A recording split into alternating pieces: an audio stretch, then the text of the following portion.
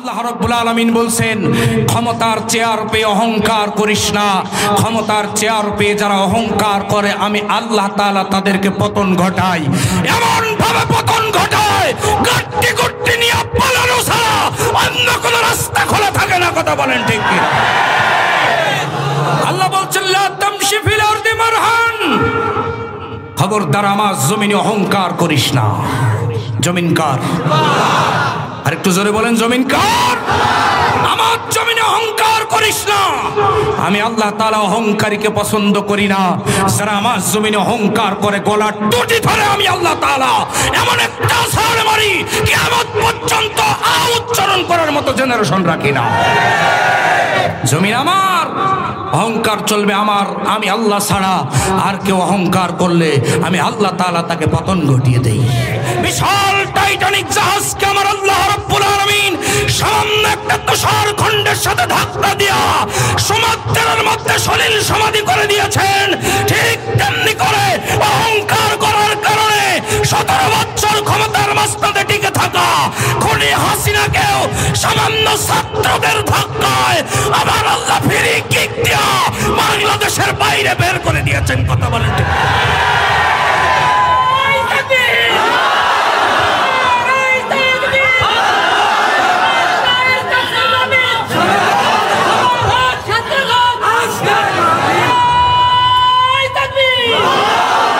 কি কায়দায় বলতো 41 সালের আগে নামায় কে? কতক্ষণ কতক্ষণ? তার মানে 2041 রানের টার্গেটে ব্যাট করতে নেমে 2024 রানে অল আউট। কতক্ষণ? বিগত 17 বছরে খুনি হাসিনা এমন কোন জুলুম নাই যা বাংলাদেশের মানুষের উপরে করে নাই। কথা বলেন ঠিক কিনা? আমার দিলি ভাইরা, নিরপরাধ মানুষের নামে মিথ্যা মামলা দিয়া বছরের পর বছর কারাগারের অন্ধকার প্রকোষ্ঠে বিনা অপরাধে বন্দী করে রেখেছে এই জালেমের বাচ্চা জালেম।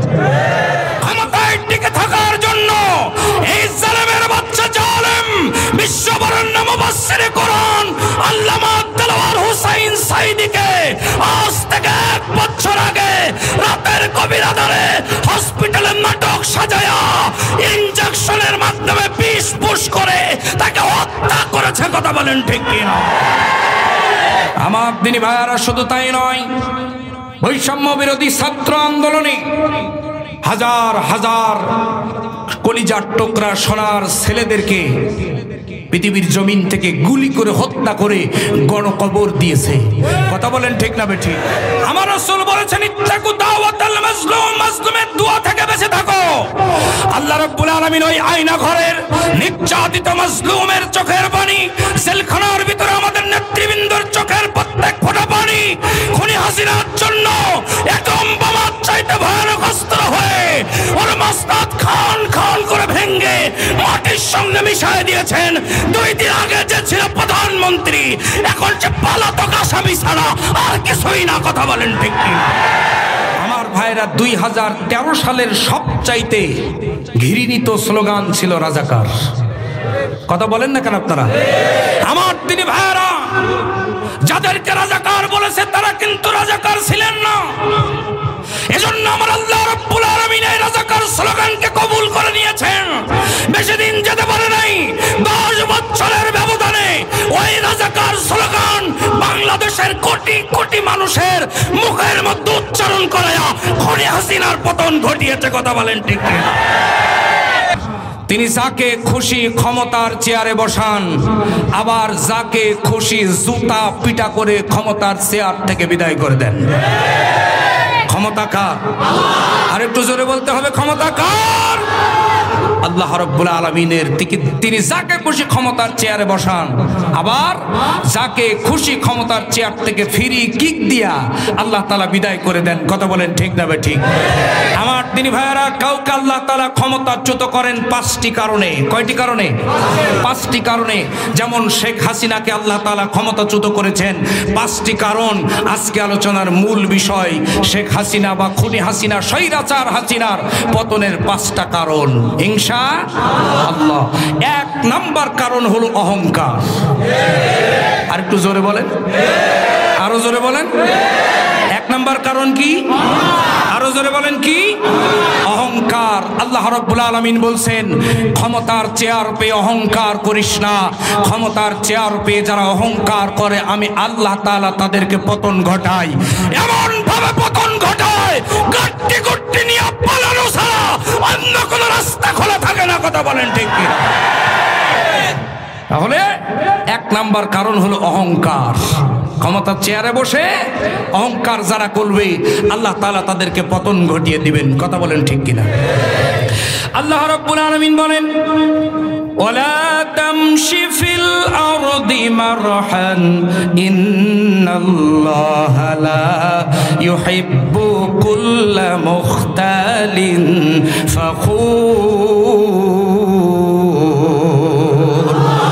আল্লাহ বলছেন, লা তামশি ফিল আরদি মারহান, খবরদার আমার জমিনে অহংকার করিস না। জমিন কার? আর একটু জোরে বলেন, জমিন কার? আমার জমিনে অহংকার করিস না। আমি আল্লাহ তাআলা অহংকারীকে পছন্দ করি না। যারা আমার জমিনে অহংকার করে গলার টুটি ধরে আমি আল্লাহ তাআলা এমন একটা ছাড় মারি কিয়ামত পর্যন্ত উচ্চারণ করার মতো জেনারেশন রাখি না। জমিন আমার, অহংকার চলবে আমার, আমি আল্লাহ ছাড়া। আর কেউ অহংকার করলে আমি আল্লাহ তাআলা তাকে পতন ঘটিয়ে দেই। তাহলে এক নাম্বার কারণ খুনি হাসিনার পতনের অহংকার। কি কারণ? আমার দিনী ভাইয়ারা, অহংকার করলে যে আল্লাহ তাআলা পতন ঘটিয়ে দেন, ছোট্ট একটা উদাহরণ আমি আপনাদের মাঝে পেশ করতে চাই। গভীর মনোযোগ দিয়ে কথাগুলো শুনবেন। 1912 সাল, কত সাল? আর একটু জোরে বলেন। 1912 সালের 10 এপ্রিল টাইটানিক জাহাজের নাম আপনারা শুনেছেন কিনা বলুন? শুনেছেন না? টাইটানিক জাহাজ, এমন কোন অত্যাধুনিক সুবিধা ছিল না যা টাইটানিক জাহাজের মধ্যে ছিল না। গোসল করার জন্য সুইমিং পুল ছিল। আল্লাহু আকবার বলেন। শুধু তাই নয়, বাজার করার জন্য মহানগরী ছিল। আমার দিনী ভাইয়েরা, খেলা করার জন্য ফুটবল মাঠ ছিল। আমার দিনী ভাইয়েরা, 1912 সালের 10 এপ্রিল আটলান্টিক মহাসাগরে 6000 যাত্রী নিয়ে টাইটানিক জাহাজ যাত্রা শুরু করলো। যাত্রা শুরু করার 3 দিন পর 13 এপ্রিল 1912 সাল ওই জাহাজের যিনি ক্যাপ্টেন ছিলেন, জাহাজের যিনি নাবিক ছিলেন, ওনার নাম হলো Edward John Smith. Edward John Smith তার মাইক্রোফোনে স্পিকারে একটা ঘোষণা দিয়ে দিল, ও যাত্রী ভাইরা, 6000 যাত্রী, তোমরা কেন চুপচাপ বসে আছো? কেন তোমরা আনন্দ করছো না? কেন তোমরা আনন্দ উল্লাস করছো না? গান বাজনা করতেছো না? কারণ আমার এই জাহাজের মধ্যে এমন কোন অত্যাধুনিক যন্ত্র নাই, এমন কোন অত্যাধুনিক সুবিধা নাই যা আমার জাহাজের মধ্যে নাই। কেন তোমরা আনন্দ করছো না? শ্রোতা, ওই যাত্রীরা চিন্তা করলো, হ্যাঁ এটা তো ঠিক কথা, আমাদের সব সুবিধা থাকার পরেও কেন আমরা আনন্দ করতেছি না? যাত্রীরা আনন্দ শুরু করে দিল। আমার দিনী ভাইয়েরা, গান বাজানো শুরু হয়ে গেল। উলঙ্গপনা ডান্স, নর্তকীদের দিয়া ডান্স তৈরি হয়ে গেল, ডান্স চলতে লাগলো। ঠিক এরকম সময় ওই জাহাজের যিনি ক্যাপ্টেন এডওয়ার্ড জন স্মিথ, তিনি আরেকটা ঘোষণা দিলেন। ঘোষণাটি হলো, এই জাহাজে যখন আনন্দ উল্লাস চলতেছে, এডওয়ার্ড জন স্মিথ বলল, পৃথিবীতে এমন কোন শক্তি নাই আমার টাইটানিকের এক চুল পরিমাণ ক্ষতি করতে পারে। নাউজুবিল্লাহ বলবেন না? টাইটানিক, এমন কোন শক্তি পৃথিবীতে নাই যা টাইটানিকের এক চুল পরিমাণ ক্ষতি করতে পারে। নাউজুবিল্লাহ বলেন। দরবারে ইলাহিতে এই কথাটি অহংকার হিসাবে গণ্য হয়ে গেল। আমার ভাইয়ারা, আল্লাহ রাব্বুল আলামিন হুকুম করলেন, ও সমুদ্রের পানি, হুকুম মানো কার? একটা আওয়াজ দিয়ে বলুন তো, সমুদ্রের পানি হুকুম মানে কার? আরো জোরে বলেন, কার? সমুদ্রের পানি হুকুম মানে আল্লাহর। আল্লাহ রাব্বুল আলামিন বলছেন, আল্লাহ পাক রব্বুল আলামিন বলছেন, ও সাগরের পানি, আমি আল্লাহ রাব্বুল আলামিন অহংকারীকে পছন্দ করি না। সাগরের পানিকে আল্লাহ হুকুম করে দিলেন 14 এপ্রিল, অর্থাৎ যাত্রা শুরু করার 4 দিন পর রাত তখন 11:40 বাজে।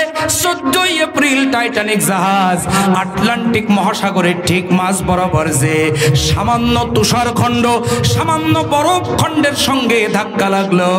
ধাক্কা লেগে ভিতরে পানি প্রবেশ করা শুরু হয়ে গেল, জাহাজটা ছিদ্র হয়ে গেল। আমার দিনী ভাইয়েরা 6 ইঞ্চি পুরো ইস্পাতের ঢালাই দিয়ে তৈরি করা টাইটানিক জাহাজ সামান্য তুষার খণ্ডের সঙ্গে আঘাত লেগে পানি ভিতরে প্রবেশ করতে শুরু করলো। আনন্দ উল্লাস তাদের থেমে গেল। আমার দিনী ভাইয়েরা, আমার বাবাজিরা, ঠিক এই সময় একদিন পর 10 এপ্রিল গেল, যাত্রা শুরু করলো। 15 এপ্রিল রাত তখন 2:20 টাইটানিক জাহাজ তাদের সমস্ত অহংকার নিয়ে 6000 যাত্রী নিয়ে আটলান্টিক মহাসাগরের মধ্যে তাদের সলিল সমাধি হয়ে গেল। একবার আওয়াজ করে বলুন তো, আমার আল্লাহ আছে না নাই? আর জোরে বলেন, আছে না নাই? আমার দিনী ভাইয়ারা, এখান থেকে শিক্ষা গ্রহণ করতে হবে। বিশাল টাইটানিক জাহাজকে আমার আল্লাহ রাব্বুল আলামিন সামান্য একটা তুষার খণ্ডের সাথে ধাক্কা দিয়া সমুদ্রের মধ্যে সলিল সমাধি করে দিয়েছেন। ঠিক তেমনি করে অহংকার করার কারণে 17 বছর ক্ষমতার মস্তদে টিকে থাকা খুনি হাসিনাকেও সামান্য ছাত্রদের ধাক্কায় আমার আল্লাহ ফ্রি কিক দিয়া বাংলাদেশের বাইরে বের করে দিয়েছেন। কথা বলেন ঠিক?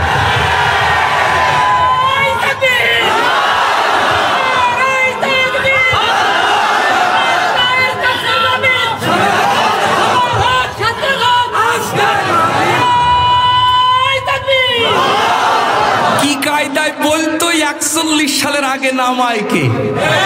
কতক্ষণ তার মানে 2041 রানের টার্গেটে ব্যাট করতে নেমে 2024 রানে অল আউট।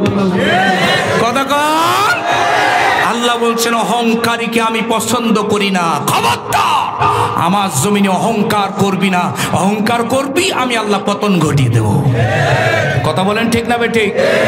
সম্মানিত ভাইয়েরা আমার, 2 নাম্বার কারণ হলো জুলুম। 2 নাম্বার কারণ কি? আরো জোরে কর না কে? 2 নাম্বার কারণ জুলুম। যারা জুলুম করে আল্লাহ রাব্বুল আলামিন তাদেরকে পতন ঘটিয়ে দেন। আল্লাহ পাক রব্বুল আলামিন বলছেন, জুলুম করে কি আমি আল্লাহ তাআলা পতন ঘটিয়ে দেই। সুবহানাল্লাহ বলবেন না? আমার দিনী ভাই, আল্লাহ রাব্বুল আলামিন বলেন, ইন্নামাস সাবিলু আলাল্লাযীনা ইয়াযলিমুনান নাসা ওয়া ইয়াবগুনা ফিল আরদি বিগাইরিল হক উলাইকা লাহুম আযাবুন আলীম। আল্লাহ পাক বলছেন, আমি সকলকে ছাড় দেই, কিন্তু জালেমদেরকে ছাড় দেই না। জালেমদেরকে ছাড় দেই না। বিগত 17 বছরে খুনি হাসিনা এমন কোন জুলুম নাই যা বাংলাদেশের মানুষের উপরে করে নাই। কথা বলেন ঠিক কিনা? আমার দিনী ভাইরা, নিরপরাধ মানুষের নামে মিথ্যা মামলা দিয়া বছরের পর বছর কারাগারের অন্ধকার প্রকোষ্ঠে বিনা অপরাধে বন্দী করে রেখেছে এই জালেমের বাচ্চা জালেম। আর একটু জোরে বলেন, কথা ঠিক কিনা? শুধু তাই নয়, সোনার মানুষদেরকে যারা বলেছিল আমাদের টার্মে 1 টাকার স্বজন প্রীতির দুর্নীতি খুঁজে যদি কেউ বের করতে পারে মাইক্রোস্কোপ যন্ত্র দিয়া, তাহলে আমরা আমাদের রাজনীতি করব না, রাজনীতি থেকে পদত্যাগ করব। খুনি হাসিনা মনে করেছিল এই সমস্ত মানুষদেরকে যদি না সরায় আমার নেতাগিরি বেশি দিন টিকবে না। এজন্য রাতের গভীর আধারে মিথ্যা অপবাদ দিয়া, মিথ্যা মামলা দিয়া আমাদের বিশ্ববিজয়ী ধর্মীয় নেতাদেরকে ফাঁসির কাস্টে ঝুলিয়ে পৃথিবীর জমিন থেকে বিদায় করেছে। কথা বলেন ঠিক না বেঠে? শুধু তাই নয়, ক্ষমতায় টিকে থাকার জন্য এই জালেমের বাচ্চা জালেম বিশ্ববরেণ্য মুফাসসিরে কোরআন আল্লামা দেলওয়ার হোসাইন সাঈদীকে আজ থেকে 1 বছর আগে রাতের গভীর আধারে হসপিটালে নাটক সাজায়া ইনজেকশনের মাধ্যমে বিষ পুশ করে তাকে হত্যা করেছে। কথা বলেন ঠিক কিনা? আমার দিনী ভাইয়ারা, শুধু তাই নয়, বৈষম্য বিরোধী ছাত্র আন্দোলনে হাজার হাজার কলিজার টুকরা সোনার ছেলেদেরকে পৃথিবীর জমিন থেকে গুলি করে হত্যা করে গণকবর দিয়েছে। কথা বলেন ঠিক না বেঠিক? আমার ভাইয়েরা, শুধু তাই নয়, জুলুম করতে করতে এমন এক পর্যায়ে তারা চলে গেছে, জুলুম করার জন্য আয়নাঘর তৈরি করছে। কি ঘর? আয়না ঘর মানে কি? আপনি মনে করতেছেন যেখানে আপনার চেহারা দেখা যাবে নাকি এরকম কিছু? আয়না ঘর মানে সহজ ভাষায় বুঝুন, একটা মানুষকে মারা যাওয়ার পরে কবরে রাখা হবে, এটা স্বাভাবিক ব্যাপার, এটা স্বাভাবিক ব্যাপার। কিন্তু একটা জীবিত মানুষকে যদি কবরের ভিতরে রাখা হয়, তাও আবার 12 বছর 10 বছর, কি কঠিন অবস্থা। ব্রিগেডিয়ার জেনারেল আমান আল আজমি তিনি বের হয়ে এসে বলেছেন, একটা গামছা দেখিয়েছেন গোটা জাতিকে। এই গামছাটি দেখিয়ে তিনি বলেছেন, এই গামছায় যত চোখের পানি মুছেছি, পানিগুলি যদি একত্রিত করা যেত তাহলে বিরাট একটা দিঘিতে পরিণত হয়ে যেত। আপনি কি মনে করেছেন আল্লাহ পাক আয়না ঘরের ওই মাজলুমের চোখের পানি কবুল করেন নাই? যেরকম মাজলুমের চোখের পানি কবুল করেন নাই, আমার রাসূল বলেছেন, ইত্তাকু দাওয়াতাল মাজলুম, মাজলুমের দোয়া থেকে বেঁচে থাকো। আল্লাহ রাব্বুল আলামিন ওই আয়না ঘরের নির্যাতিত মাজলুমের চোখের পানি, জেলখানার ভিতরে আমাদের নেতৃবৃন্দর চোখের প্রত্যেক ফোঁটা পানি খুনি হাসিনার জন্য একদম বোমার চাইতে ভয়ানক অস্ত্র হয়ে ওর মস্তক খান খান করে ভেঙে মাটির সঙ্গে মিশিয়ে দিয়েছেন। 2 দিন আগে যে ছিল প্রধানমন্ত্রী, এখন যে পলাতক আসামি ছাড়া আর কিছুই না। কথা বলেন ঠিক কি? আমার দিনী ভাইরা, আল্লাহ আছে না নাই? সুতরাং যারা জুলুম করে আল্লাহ বলছেন আমি তাদেরকে ধরি, তাদেরকে ধরি। তাহলে খুনি হাসিনা পতনের 2 নাম্বার কারণ কি? আর একটু জোরে কোন, ঘুম আসতেছে আপনাদের? আমার ভাইরা, 3 নাম্বার কারণ হলো আলেমদের নামে মিথ্যা অপবাদ দেওয়া। যারা ক্ষমতার চেয়ারে বসে আলেমদের নামে মিথ্যা অপবাদ দিবে, আল্লাহ বলছেন আমি তাদেরকে পতন ঘটাবো এমন ভাবে যে অপবাদ তারা দিয়েছিল ওই অপবাদ মাথায় নিয়ে তাদের পতন ঘটবে। সুবহানাল্লাহ বলবেন না? আল্লাহ রাব্বুল আলামিন বলেন, ইন্নাল্লাযীনা ইয়ারমুনাল মুহসানাতিল গাফিলাতিল মুমিনাতি লুইনু ফিদ দুনিয়া ওয়াল আখিরাহ ওয়া লাহুম আযাবুন আযীম। আল্লাহ পাক বলছেন, যে বা যারা কোন নিরপরাধ মানুষের নামে মিথ্যা অপবাদ দেবে, ওরা দুনিয়ায় হবে লাঞ্ছিত, দুনিয়ায় হবে বঞ্চিত, আর আখিরাতে আমার আল্লাহ রাব্বুল আলামিন তাদেরকে কঠিন আযাবের মুখোমুখি করবেন। কথা কার? আরো জোরে বলেন, কথা কার? 2013 সাল শাহবাগ চত্বরে ইমরান ইশ কুলাঙ্গার আর লাকি কুলাঙ্গার, কতক্ষণ কতক্ষণ ওরা একটা গণজাগরণ মঞ্চ তৈরি করে বলছে, দন্তস্বতে সাইদি তুই রাজাকার, তুই রাজাকার, দন্তান্নতে নিজামি তুই রাজাকার, তুই রাজাকার। আমরা এখন এসে এটা খুঁজে পাচ্ছি না, আমি খুঁজ দিছি এটা কোন জায়গায় আছে। কথা বলেন আমার ভাইরা, 2013 সালের সবচাইতে ঘৃণিত স্লোগান ছিল রাজাকার। কথা বলেন না কেন আপনারা? আমার তিনি ভাইরা, যাদেরকে রাজাকার বলেছে তারা কিন্তু রাজাকার ছিলেন না।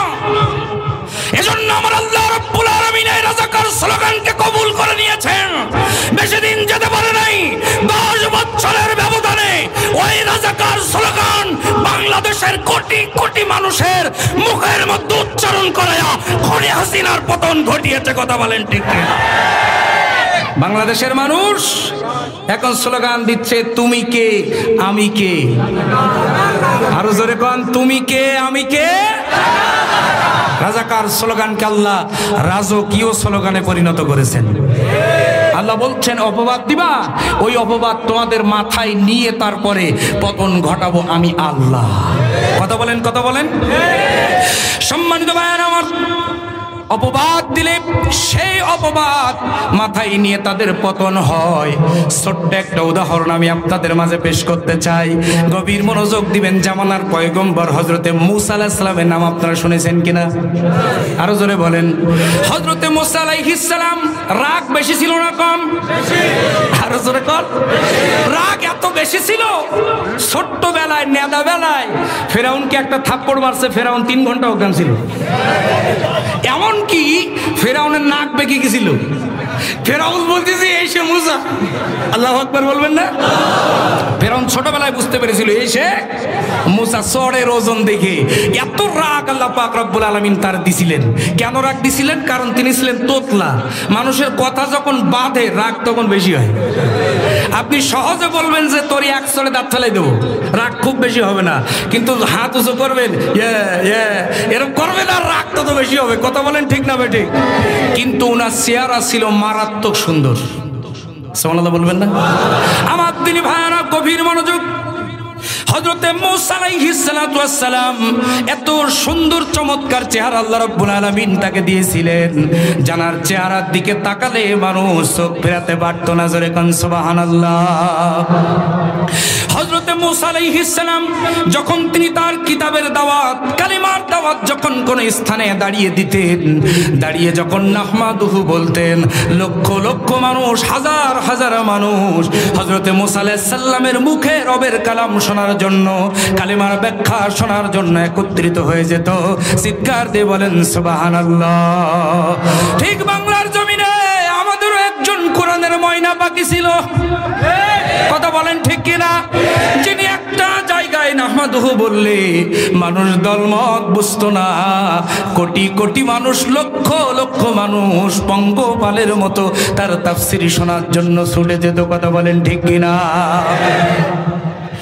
আমার দিনী ভাইয়ারা, হযরতে মূসা আলাইহিস সালাম যখন তাফসীর করতেন, যখন তিনি বক্তব্য রাখতেন, তখন হাজার হাজার মানুষ হযরতে মূসা আলাইহিস সালামের বক্তব্য শোনার জন্য একত্রিত হয়ে যেত। আমার দিনী ভাইয়ারা, কারুন চিন্তা করলো, ফেরাউনের গোষ্ঠী চিন্তা করলো, এই মূসার জনপ্রিয়তা কমাতে হবে, নতুবা আমাদের চেয়ার নেতাগিরি থাকবে না।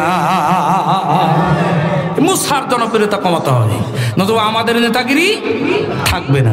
আল্লাহ রাব্বুল আলামিন বলেন, যুগে যুগে কালে কালে কাফের বেঈমানেরা ইসলামী আন্দোলন আলেম ওলামার বিরোধিতা করেছে। কারণ হলো একটাই, ক্বালাল্লাযীনা কাফারু লা তাসমাউ লিহাযাল কুরআন ওয়ালগাউ ফীহি লাআল্লাকুম তাগলিবুন। আল্লাহ পাক বলছেন, নাস্তিক বেঈমান কোরআন বিরোধী ইসলাম বিরোধীরা যুগে যুগে কালে কালে বিরোধিতা করেছে একটি মাত্র কারণ, সেটা হলো চেয়ার টিকিয়ে রাখার জন্য। কথা বলেন, কথা বলেন। ফেরাউন জানতো, কারুন জানতো, হামান জানতো মূসা নির্দোষ, কিন্তু চেয়ার টিকিয়ে রাখার জন্য বিরোধিতা করেছে। শুনে রাখুন, আওয়ামী লীগ, যুবলীগ, ছাত্রলীগ যারা করত, ওরাও জানতো মাওলানা মনিরুজ্জামান নির্দোষ, ওরাও জানতো আল্লামা সাঈদী নির্দোষ, চেয়ার টিকিয়ে রাখার জন্য বিরোধিতা করেছে। কিন্তু চেয়ার রাখতে পেরেছে, কারণ চেয়ারের মালিক কে? আরো জোরে কোন কে? আমার দিনী ভাইয়ারা, কারণ চিন্তা করলো চেয়ার টিকে রাখতে হলে এই মূসার বিরুদ্ধে অবস্থান করতে হবে। তারা রাতের বেলা একটা গোপন বৈঠক করলো। কি করলো? আরো জোরে বলেন, কি করলো? আমাদের দেশেও গোপন বৈঠক হয়েছে না হয় নাই? আরো জোরে কোন হয়েছে না হয় নাই? আমার ভাইরা, আমি সাধারণ পুলিশের মোটেও দোষ দেই না, কারণ ওই পুলিশ গোপালগঞ্জ থেকে আমার সাতক্ষীরায় চাকরি করতে এসেছে, সিলেট থেকে, বরিশাল থেকে চাকরি করতে এসেছে। আমার প্রশ্ন হলো, ওরা জানলো কি করে মাওলানা আফজাল হোসেন জিয়াদির বাড়ি অমুক জায়গায়? কতক্ষণ? এই ফেরাউনের জাতেরা রাতের বেলা গোপন মিটিং করে নামগুলো ওখানে দিয়ে দিয়েছে, স্যার ইনি হলো জঙ্গি। কতক্ষণ কতক্ষণ কতক্ষণ? আজ থেকে কয়েক হাজার বছর পূর্বে কারণ ফেরাউন আর হামানের গ্রুপরা একত্রে বসে আলেমদের বিরুদ্ধে গোপন বৈঠক করত। বাংলার জমিনে আজও যারা আলেমদের বিরুদ্ধে গোপন বৈঠক করে, প্রত্যেকটা ফেরাউনের জাত। কথা বলেন ঠিক কিনা? আমার ভাইয়েরা, ওরা এক জায়গায় মিটিং করলো। মিটিং করে সিদ্ধান্ত উপনীত হলো, কারণ যে এই জামানার একজন বেশ্যা আছে, নাউজুবিল্লাহ বলেন, যার নাম হলো সবজা। জোরে কোন কি নাম? আরো জোরে কোন কি নাম? কারণ চলে গেল রাতের গভীর আধারে বেশ্যাখানায় সবজার কাছে। সবজা ছিল দেখতে সুন্দরী, বেশ্যাখানার লিডার। জোরে কোন নাউজুবিল্লাহ। কারণ যে বলল, সবজা তুমি তুমি এই বেশ্যাখানায়, এই পতিতালয়ে তুমি কত টাকা দিনে ইনকাম করো, এর চাইতে অনেক গুণ টাকা তোমার বেশি দিব। একটা ছোট্ট কাজ করে দিবা, যে কাজটা করলে পরে তোমার 1000 স্বর্ণ মুদ্রা দেওয়া হবে। কত হাজার? আরো জোরে বলেন, কত হাজার? 1000 স্বর্ণ মুদ্রা দেওয়া হবে। আমার দিনী ভাইয়ারা, আমার বাবাজিরা, গভীর মনোযোগ দিয়ে কথাগুলো শোনার চেষ্টা করবেন। 1000 স্বর্ণ মুদ্রা দেওয়া হবে। 1000 স্বর্ণ মুদ্রা কাজটা কি? কাজটা হলো আগামীকাল সকালবেলা যখন মুসা বক্তব্য দিবে, মুসা আলাইহিস সালাম যখন কালেমার ব্যাখ্যা দেবে, হাজার হাজার মানুষ যখন তার তাফসীর শুনবে, ব্যাখ্যা শুনবে, ও সবজা তুমিও যে ওই মাহফিলের মাঝ বরাবর বসে যাবা। আর ওয়াজ যখন জমে যাবে, ওয়াজ যখন জমে যাবে, মাঝখান থেকে তুমি দাঁড়ায় উঠে শুধু একটা কথা বলবা, তোমরা যেই মুসার তাফসীর শুনে, আলোচনা শুনে, ওয়াজ শুনে তোমরা যারা মারহাবা বলছো, মারহাবা বলছো, মারহাবা বলছো, বাহবা দিচ্ছ, শুনে রাখো ওই মুসা আমি সবজা আমার বেশ্যাখানার নিয়মিত খরিদ্দার। আরো জোরে কন্যা নাউজুবিল্লাহ। আমার তিনি ভাইয়ারা গভীর মনোযোগ দিবেন। কষ্ট হচ্ছে না তো আপনাদের? গভীর মনোযোগ দিবেন। এই কথা বলার পর সবজা বলছে, এটা কি আবার কোনো কাজ হলো? যাব যে শুধু বলবো মুসা অমুক, চরিত্রে কালিমা দিয়ে দিব। কারণ চিন্তা করলো, চরিত্রে কালিমা যদি দিয়ে দিতে পারি তাহলে মুসার কথা আর কেউ শুনবে। খুনি হাসিনাও এটাই মনে করেছিল। আল্লামা সাইদি, মতিউর রহমান নিজামী, আলী হাসান মোহাম্মদ মুজাহিদ, আব্দুল কাদের মোল্লা, এদের বিরুদ্ধে বলি দাও এরা রাজাকার, তালি জনগণ ওদের কথা শুনবে না। কথা বলেন আমার তিনি ভাইয়ারা। সবজা একটা সত্য দিয়ে দিল। সত্যটা হলো, ও কারণ তোমার কথাই আমি রাজি, কিন্তু আগে দিতে হবে 500 স্বর্ণ মুদ্রা আর পরে 500, মানে আগাম 500 আর পরে 500। বলছে ঠিক আছে, এই নে তোর আগাম 500 দিলাম। আমার দিনী ভাইয়েরা, রাত পার হয়ে গেল। পরের দিন সকালবেলা হযরতে মুসা আলাইহিস সালাতু ওয়াস সালাম একটা পাথরের উপরে দাঁড়িয়ে তিনি বক্তব্য দিচ্ছেন, কালেমার দাওয়াত দিচ্ছেন। ঠিক এরকম সময় হাজার হাজার মানুষ, লাখো জনতা যখন মুসা আলাইহিস সালামের কণ্ঠে তাফসীর শুনে অবাক হয়ে যাচ্ছে, চোখের পানি যখন তারা ছেড়ে দিচ্ছে, ঠিক এরকম সময় ওই মঞ্চের মাঝ বরাবর এসে বসে গিয়েছে সবজা, পাশে দাঁড়িয়ে আছে। কারণ আমার দিনী ভাইয়েরা, ওয়াজ যখন মোটামুটি জমে গেছে, ওয়াজ কিন্তু একটা সময় যে জমে যায় তখন ডিস্টার্ব বলে কিন্তু রাগ কম হয় না, বেশি হয়। ওয়াজ যখন জমে যায় তখন ডিস্টার্ব বলে খুবই রাগ হয়। আমার দিদি ভাইরা, ওয়াজ যখন জমে গেছে, কারণ তখন সব জায়গায় বলতেছে বল বল বল, ও তত বলতেছে কারণ এই সবজা আগে কখনো মুসা আলাইহিস সালামকে দেখে নাই। সুবহানাল্লাহ বলবেন না? আরো জোরে বলবেন না সুবহানাল্লাহ? যারে কোনোদিন দেখে নাই তার বিরুদ্ধে সাক্ষী। কত বলেন? জন্ম 73 সালে, কত সালে? 71-এ স্বাধীনতা বিরোধী, মানবতা বিরোধী সাইদির বিরুদ্ধে সাক্ষী, জন্ম 73 সালে। যেরকম সুবহানাল্লাহ। হ্যাঁ, আমার তিনি ভাইয়েরা গভীর মনোযোগ দেন। শুধু একটু মিলান, আল্লাহ এত মিল কোরআন শরীফের মধ্যে দিয়েছে। স্বাধীনতার আগেও আমি মাহফিলে মাহফিলে বলেছি, ফেরাউন আর হাসিনার মধ্যে কোনো পার্থক্য না। আমার তিনি ভাইরা গভীর মনোযোগ। হযরতে মুসা আলাইহিস সালাম যখন ওয়াজ মোটামুটি জমে গেছে, সবজা কোনোদিন মুসা আলাইহিস সালামকে আগে দেখে নাই। মুসা আলাইহিস সালামের ওই মাঠের মাঝ বরাবর শ্রোতা মণ্ডলীর মাঝে সবজা বসে আছে। সবজা মুসা আলাইহিস সালামের চেহারার দিকে তাকায়া আর মোটামুটি আধা ঘন্টা খানেক ওয়াজ শোনার পর সবজা মনে মনে চিন্তা করলো, এত সুন্দর চেহারার মানুষ কোনোদিন দুশ্চরিত্র হতে পারে না।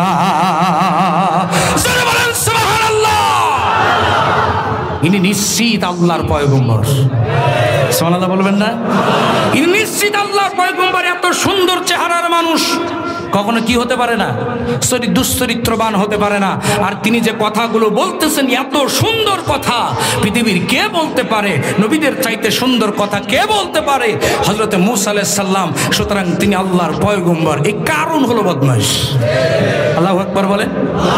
কিন্তু 500 স্বর্ণ মুদ্রা নিয়ে ফেলেছে। কারণ বলছে বল বল বল। কারণ তখন ডাক দিয়ে বলছে বল। ও মুসার কারণের জোরাজুরিতে সবজা উঠে দাঁড়ায় গেছে। সবজা উঠে দাঁড়ায় যে বলতেছে, ও শ্রোতা মণ্ডলী, হাজার হাজার শ্রোতা মণ্ডলী, আপনাদের উদ্দেশ্যে আমার কিছু কথা আছে। কি কথা বলো বলো। সবজা তখন আঙ্গুলের ইশারা করে বলল, ওই যে কারণ। আল্লাহু আকবার। আরো জোরে, আরো জোরে। ওই যে কারণ। হ্যাঁ, কি হয়েছে দেখতে পাচ্ছি আমরা কারণ। বলছে ওই কারণ গত রাতে আমার বেশ্যাখানায় যে, আমার পতিতালয়ে যে আমাকে 1000 স্বর্ণ মুদ্রার ঘোষণা দিয়া, আমার স্বর্ণ মুদ্রা ঘোষণা দিয়া মুসা আলাইহিস সালাম তথা আল্লাহর পয়গম্বরের বিরুদ্ধে সাক্ষী দেওয়ার জন্য নিয়ে আসছে। আমি হাজার মানুষের সামনে সাক্ষী দিলাম, মুসা ইজ রাইট, কারণ ইজ রং। আল্লাহু আকবার বলেন। আরো জোরে কোন আল্লাহু আকবার। মুসা হলো আমার নিয়মিত খরিদ্দার না, তিনি নির্দোষ। আমি জীবনে আগে কখনো তাকে দেখি নাই। আর এই কারণ হলো আমার জোর করে নিয়ে আসছে। মুসা আমার খরিদ্দার না, এই কারণ আমার বেশ্যাখানার নিয়মিত খরিদ্দার। আল্লাহ আছে না নাই? আরো জোরে কোন আছে না নাই? ওরা 13 সালে আল্লামা সাঈদীকে ধর্ষণকারী বানানোর চেষ্টা করেছিল। স্বাধীনতা যুদ্ধের সময় 2 লক্ষ মা বোন ধর্ষণের শিকার হয়েছে। কয় লাখ? আরো জোরে বলেন, কয় লাখ? মহিলাদের জায়গা হচ্ছে না, এগিয়ে বসতে হবে। মহিলাদেরকে বলে দিচ্ছি, মা বোনেরা, মহিলা বেশি হয়েছে নাকি আমাদের ছাড়া? প্রচুর মহিলা, আলহামদুলিল্লাহ। ইসলাম বিজয়ে মহিলাদের ভূমিকা আছে, আলহামদুলিল্লাহ। মা বোনেরা, আপনাদেরকে বলছি এগিয়ে এগিয়ে বসার জন্য। আল্লাহ কবুল করুন, জোরে কোন আল্লাহুম্মা আমিন। কষ্ট হচ্ছে না তো আপনাদের? আমার দিনী ভাইরা যে কথা বলছিলাম, বিগত দিনে 2013 সাল আল্লামা সাঈদীকে ওরা ধর্ষণকারী বানাতে চেয়েছে। স্বাধীনতা যুদ্ধের সময় 2 লাখ মা বোন ধর্ষণের শিকার হয়েছে। এই নাস্তিকের বাচ্চারা, এই কুলাঙ্গারেরা, এই মিথ্যাবাদীদের শয়তানও এত মিথ্যা কথা মনে হয় বলে নাই যে এই হাসিনার বলছে।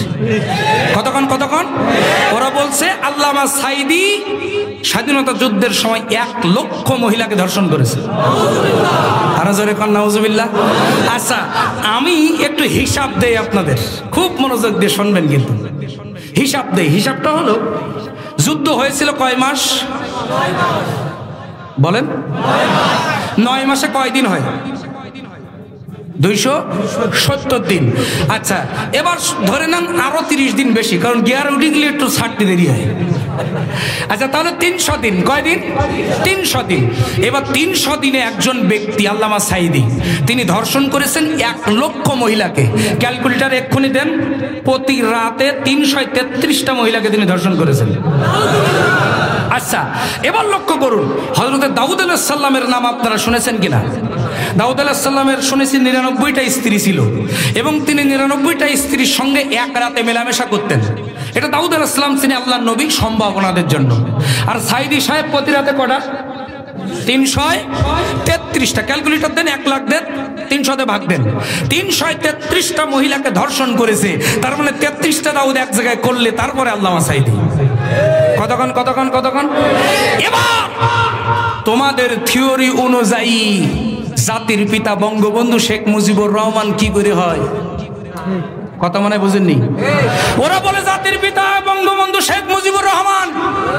আমি বলি তোমাদের থিওরি অনুযায়ী যদি আল্লামা সাঈদী প্রতি রাতে 333টা মহিলাকে ধর্ষণ করে, 9 মাসে যদি 1 লক্ষ মহিলাকে ধর্ষণ করে, তাহলে তার কতগুলো বাচ্চা হয়েছে এবার হিসাব করেন।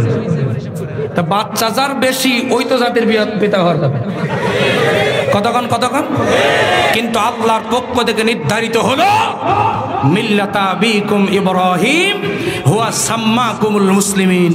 তিনি হলেন তোমাদের জাতির পিতা ইব্রাহিম আলাইহিস সালাম, যিনি তোমাদেরকে মুসলমান হিসেবে নামকরণ করেছেন।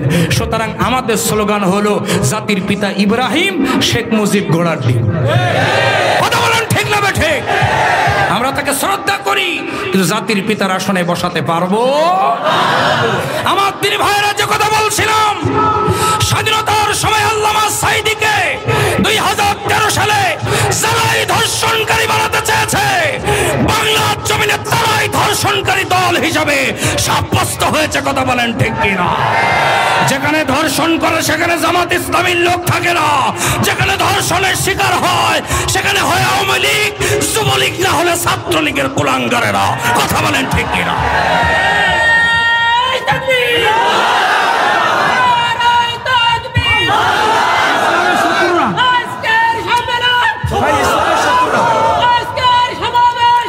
আমার তিনি ভাইরা গভীর মনোযোগ দিবেন। যারা ধর্ষণকারী বানাতে চেয়েছে আলেমদেরকে, সেই ধর্ষণ বাংলাদেশের ঘরে ঘরে কাল হয়েছে। একটা ছোট বাচ্চার কাছেও জিজ্ঞাসা করলে সে বলে দিবে ধর্ষণ করে কারা? তো আওয়ামী লীগ, ছাত্রলীগের, যুবলীগের লোকেরা। কথা বলেন, কথা বলেন। একটাও বানানো কথা না। আমার বাংলাদেশে বাগেরহাটের জমিনে, বাগেরহাটের জমিনে ছাত্রলীগের এক কুলাঙ্গার 3 বছরের তানিয়াকে যখন ধর্ষণ করছে, তার লজ্জাস্থানটা ছোট হওয়ায় বেলেট দিয়ে তার লজ্জাস্থান চিরে তাকে ধর্ষণ করে হত্যা করে লাশটা গাছে ঝুলে রাখছিল। আল্লাহ রাব্বুল আলামিন বলছেন, আলেমদের নামে মিথ্যা অপবাদ দিবা, তোমরাই ধর্ষণকারী দল হিসেবে পরিগণিত হয়ে ওই অপবাদ মাথায় নিয়ে পতন ঘটবে। কথা বলেন ঠিক না বেঠিক? সম্মানিত ভাইয়ার আমার, তাহলে খুনি হাসিনার পতনের কারণ কয়টা? আরো জোরে বলেন কয়টা? 5টা। বলেছি কয়টা? আরো জোরে এখন কয়টা বলেছি? 3টা। 1 নাম্বার কি? অহংকার। 1 নাম্বার কি? 2 নাম্বার হলো জুলুম। 3 নাম্বার আলেমদের নামে মিথ্যা অপবাদ। 3 নাম্বার কি? বাকি আছে কয়টা? 2টা বাকি আছে। শুনবেন না শেষ করে দেব? শুনতে রাজি আছেন কারা কারা? 2 হাত তুলে আল্লাহকে দেখেন। লিল্লাহে তাকবীর। হাত নামান। আমি অবশ্যই ওয়াদাবদ্ধ আপনাদেরকে বলবো বাকি 2টা কারণ। তার আগে যার স্মরণে আজকের দোয়া মাহফিল, বিশ্ববরেণ্য মুফাসসিরে কোরআন আল্লামা দেলাওয়ার হোসেন সাঈদী রাহিমাহুল্লাহ সম্পর্কে 2-1টি কথা না বললে আমার দিনী ভাইরা অনুষ্ঠানের হক পুরোপুরি আদায় হবে না। আমি আপনাদের মাঝে সংক্ষিপ্ত পরিসরে 5 থেকে 10 মিনিটের ভিতর ওনার জীবনীতে মহৎ জীবনী, ওনার জীবনী বর্ণনা করে শেষ করবে কে? এত জিনিস ওনার জীবনের ভিতরে মূল্যবান জিনিসগুলো আল্লাহ রাব্বুল আলামিন দিয়েছেন, যেগুলো বর্ণনা করে শেষ করা সম্ভব নয়। আমি ওনার জীবনের ছোট্ট একটি ঘটনা আপনাদের মাঝে তুলে ধরে আপনাদেরকে হৃদয়ে আঘাত করে বলতে চাই, বিবেকের দরজায় আঘাত করে বলতে চাই। সেটা হলো যে আল্লামা সাঈদী কেমন আলেম ছিলেন, শেখ হাসিনা কোন জায়গায় হাত দিয়েছে, এই ঘটনাটি আমি আপনাদের মাঝে তুলে ধরে আমার দিনী ভাইয়েরা তার প্রমাণ দিতে চাই। গভীর মনোযোগ দিবেন। আল্লামা সাঈদী রাহমাহুল্লাহর বয়স তখন 8 বছর। কত বছর? আরো জোরে বলেন কত বছর? আপনাদের কি ঘুম আসতেছে? কয় বছর বলেন? 8 বছর। আমার দিনী ভাইরা, আল্লামা সাঈদীর আব্বা মরহুম ইউসুফ সাঈদী রাহিমাহুল্লাহ এবং ওনার চাচা ফুরফুরার দরবার শরীফের খেলাফত প্রাপ্ত পীর ছিলেন। অর্থাৎ উপমহাদেশের ফুরফুরা দরবার শরীফ হলো অন্যতম একটি দরবার, যে দরবারের মাধ্যমে গোটা ভারতীয় উপমহাদেশের মুসলমানেরা ইসলামের আহ্বান পেয়েছে, সঠিক পথের দিশা পেয়েছে। এই ফুরফুরা দরবার শরীফের সবচেয়ে বড় পীর যিনি ছিলেন, ওনার নাম হলো আব্দুল হাই সিদ্দিকী আল কুরাইশি রাহিমাহুল্লাহ। কি নাম? আব্দুল হাই সিদ্দিকী আল কুরাইশি রাহিমাহুল্লাহ। তিনি আবু বকর রাদিয়াল্লাহু তাআলা আনহুর বংশের লোক ছিলেন। সম্মানিত ভাইয়ার আমার, আল্লামা সাঈদী রাহিমাহুল্লাহর বয়স তখন 8 বছর। ফুরফুরা দরবার শরীফের পীর সাহেব আব্দুল হাই মোহাম্মদ সিদ্দিকী আল কুরাইশি আল্লামা সাঈদীর বাড়িতে পিরোজপুরে জিয়ানগর উপজেলা সাঈদখালী গ্রাম, তার বাড়িতে বেড়াতে এসেছেন, অর্থাৎ খলিফার বাড়িতে বেড়াতে এসেছেন। ওনার আব্বা যেহেতু খলিফা ছিলেন ফুরফুরা দরবারের। আমার দিনী ভাইরা, যেদিন হুজুর ওই বাড়িতে বেড়াতে গিয়েছেন, হুজুরকে অনেক খেদমত তারা করেছেন। খেদমত করার পর হুজুর রাতের বেলা, পীর সাহেব হুজুর রাতের বেলা তিনি কি করলেন? তাহাজ্জুদের নামাজ আদায় করলেন। তাহাজ্জুদের নামাজ আদায় করার পর ফজরের নামাজও তিনি আদায় করে নিলেন। ফজরের নামাজ আদায় করে জাই নামাজের পাটিতে বসে তিনি আল্লামা সাঈদীর চাচাকে ডাক দিয়ে বললেন, ও আমার খলিফা, আমি তোমাকে এখন কিছু কথা বলবো, যে কথাগুলো তুমি মনোযোগ সহকারে শুনবা। জি হুজুর, আপনি বলুন কি কথা? হুজুর তখন ডাক দিয়ে বলছেন, ফুরফুরা দরবার শরীফের সবচেয়ে বড় পীর আব্দুল হাই মোহাম্মদ সিদ্দিকী আল কুরাইশি রাহিমাহুল্লাহ ডাক দিয়ে বলছেন, বাবা আমি আমার মারিফতি দৃষ্টিতে দেখেছি, আমি আমার অন্তর চক্ষু দিয়া এখন অনুধাবন করলাম, আমি এখন এই জায়নামাজের পাটিতে বসে যে দোয়াটা আল্লাহর দরবারে করব, এই দোয়াটা আমার আল্লাহ রাব্বুল আলামিন কবুল করে নেবে। সুতরাং তুমি বাড়ির মধ্যে চলে যাও, যে তোমার বাড়িতে যদি কোনো ছোট বাচ্চা থাকে তাকে নিয়ে আসো, তাকে নিয়ে আসলে পরে আমি তার জন্য যে দোয়াটা করব সেই দোয়াটা আল্লাহ তাআলা মঞ্জুর করে নেবেন। আর জোরে বলবেন না সুবহানাল্লাহ। আল্লামা সাঈদী রাহিমাহুল্লাহর চাচা দৌড়াতে দৌড়াতে বাড়ির মধ্যে চলে গেলেন। আমার দিনী ভাইয়েরা, আমার বাবাজিরা, বাড়ির মধ্যে যাওয়ার পর আল্লামা সাঈদী রাহিমাহুল্লাহর ওই চাচার 4টি ছেলে সন্তান ছিল। জোরে বলেন কয়টা? 4টি ছেলে সন্তান। তিনি তার প্রত্যেকটা সন্তানদেরকে খুঁজতে লাগলেন, কিন্তু আল্লাহর কি কুদরত, একটা ছেলেকেও তিনি খুঁজে পেলেন না, অর্থাৎ ওনার নিজের একটা ছেলেও তিনি খুঁজে পেলেন না। দীর্ঘ প্রায় আধা ঘন্টা পর আবার হুজুরের কাছে চলে এসেছেন। এসে বলছেন, হুজুর আমার একটি ছেলেকেও তো আমি খুঁজে পেলাম না, কি হবে? হুজুর বলছে, ওরে নাদান, ওরে নরধাম, দোয়া কবুলের সময় চলে যাচ্ছে, যারে পাস তারে ধরে নিয়ে আয়, তোর বাড়িতে তোর কোনো ভাইপো যদি থাকে সেই ভাইপোকে নিয়ে আয়, আমি যে দোয়া করব সেই দোয়া আল্লাহ কবুল করবে। আলিম ওলামার কিছু লুকিং গ্লাস থাকে। কি থাকে? লুকিং গ্লাস বোঝেন? যারা গাড়ি চালান নজর থাকবে সামনে কিন্তু পেছনে দেখা যায়, এটাকে বলে লুকিং গ্লাস। কি বলে? Looking glass. আল্লাহর ওলিদের এটা ছিল, হক্কানি আলেমদের ছিল, যেমন আমাদের আল্লামা সাঈদী সাহেব 2001 সালে চট্টগ্রাম তাফসীর মাহফিলে প্যারেড ময়দানের 3য় দিন তিনি একটা কথা স্পষ্ট করে বলেছিলেন। সে কথাটি হলো, আমরা হলাম মূলবাদী আর তোমরা হলে আগাবাদী। মনে নাই আপনাদের? উনি বলছেন মূলে আছে 12 কোটি। কত কোটি? মূলে আছে 12 কোটি, আর তোমরা যারা ওই আগায় আছো লাফালাফি কম করবা, 12 কোটিতে গাছের গোড়া আস্তে নাড়া দেবে, মামু বাড়ি দিল্লি গিয়া পড়বা। সে জাগার মাল কিন্তু জাগায় যেই পড়েছে। কথা বলেন, কথা বলেন। এবং উনি বলেছিলেন, সময় আসবে এমন ইন্দুরের গর্ত বাবারা বলাবার জন্য। কথা বলেন ঠিক কিনা? খুনি হাসিনা তুমি যেখানেই থাকো, ইন্দুরের গর্তের মধ্যে পালালেও সেখান থেকে তোমাকে ধরে এনে আল্লামা সাঈদী হত্যা মামলায় ফাঁসির কাস্টে ঝুলিয়ে বিদায় করা হবে। কোথায় যাবা তুমি? কোথায় পালাবা? সেখান থেকে তোরে ধনে আনা হবে। এখন শুনতেছি উনি আসবে, আবারও বলতেছে তুই আয়, তোরে তো চাচ্ছি আমরা, আয়না ঘর রেডি আছে। কি বলেন? তবে ওরা তৈরি করেছে আয়না ঘর, আমরা বানাবো চিরুনি ঘর। কি বানাবো? চিরুনি ঘর। চিরুনি ঘরের নিয়ম কি থাকবে জানেন? চিরুনি ঘরের নিয়ম হবে ওর উল্টো করে ঝুলিতে হবে, আগে ঝুলিয়ে তারপরে লোহার চিরুনি দিয়ে প্রতিদিন গাছ থেকে 100 গ্রাম গোশ আশ্রয় ফেলে দিতে হবে প্রতিদিন। এটা হলো চিরুনি ঘরের সিস্টেম। ঠিক আছে না ইনশাল্লাহ? কোথাও যে বাঁচতে পারবো না। ঘুড়ি আছে না আপনারা? ঘুড়ি ঘুড়ি ওড়াইছেন না? ঘুড়ি যখন আপনারা সুতা ছাড়েন, লাটাইয়ের মালিক লাটাইয়ের কাছে, লাটাই থাকে মালিকের কাছে, সুতা ছাড়তেছে আর ঘুড়ি মনে শুকে উঠতেছে। কি বলেন? উঠতে উঠতে উঠতে উঠতে ঘুড়ি মনে করে যে আমার আর মনে হয় নিচে নামা লাগবে না, এই শেখ হাসিনার মতো। ও মনে করেছিল দুনিয়ায় কেউ আমার আর ক্ষমতা থেকে নামাতে পারবে না। আমার দিন ভাইয়েরা, আমার বাবাজিরা, গভীর মনোযোগ, ঘুড়ি দেখবেন কিন্তু লাটাইয়ের মালিক হাসে, তুমি যতই ওড়ো সুতার লাটাইটা আমার কাছে। উড়াতে উড়াতে ঘুড়ি এবার যখন সন্ধ্যাবেলা লাটায় গোটাতে থাকে সুতা, ঘুড়ি বলে তুমি যতই গোটাও তোমার কাছে যাব না। বলে কিনা? বলে কিনা? ঠিক দেখবেন তারপরে কিছুদিন এসে কানি মারে। কি করে? কি করে? একবার ডান বাড়ে, একবার বাম বাড়ে, একবার বাস ঝাড়ে, একবার নারকেল গাছের মাথায়। কি করে? কি করে? কানি মারে। কিন্তু কানি মারলেও কাজ হয় না, শেষ পর্যন্ত আশা লাগে।